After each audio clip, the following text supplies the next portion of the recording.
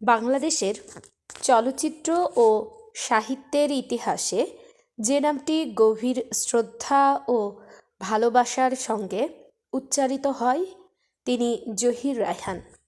একাধারে চলচ্চিত্র পরিচালক, ঔপন্যাসিক, গল্পকার ও মুক্তিযুদ্ধের চেতনাবাহী এক অসাধারণ ব্যক্তিত্ব। 1935 সালের 19 আগস্ট ফেনীর সোনাগাজীতে জন্ম নেওয়া এই মানুষটি খুব অল্প সময়ের মধ্যেই হয়ে উঠেছিলেন বাংলা সংস্কৃতির এক উজ্জ্বল নক্ষত্র। জহির রায়হান শুধু বিনোদনের জন্য চলচ্চিত্র বানাননি, তার প্রতিটি কাজ ছিল সমাজ, রাজনীতি ও মানুষের সংগ্রামের প্রতিচ্ছবি।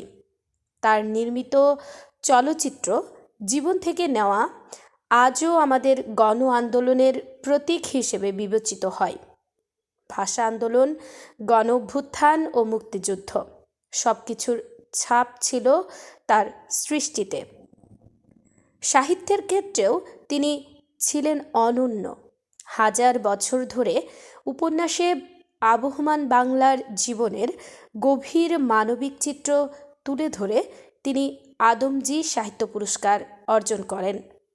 আরেক ফাল্গুন উপন্যাসে ভাষা আন্দোলনের রক্তাক্ত ইতিহাস ফুটে ওঠে এক অনবদ্য শিল্পরূপে।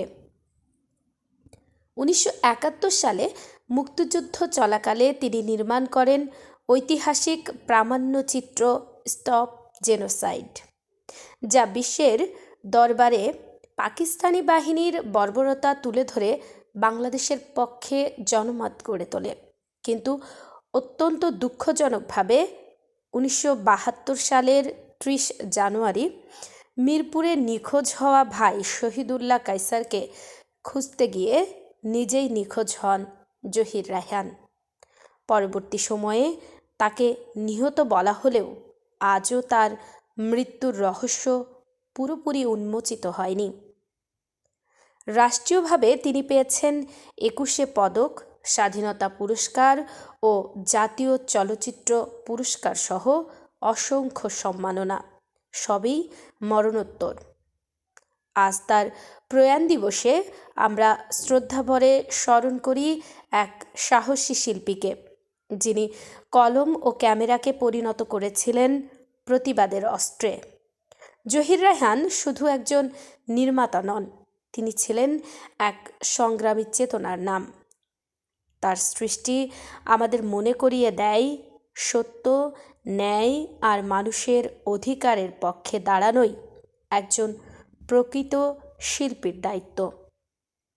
আজ তার প্রয়াণ দিবসে স্মরণ করছি বিনম্র শ্রদ্ধায়, পরম ভালোবাসায়।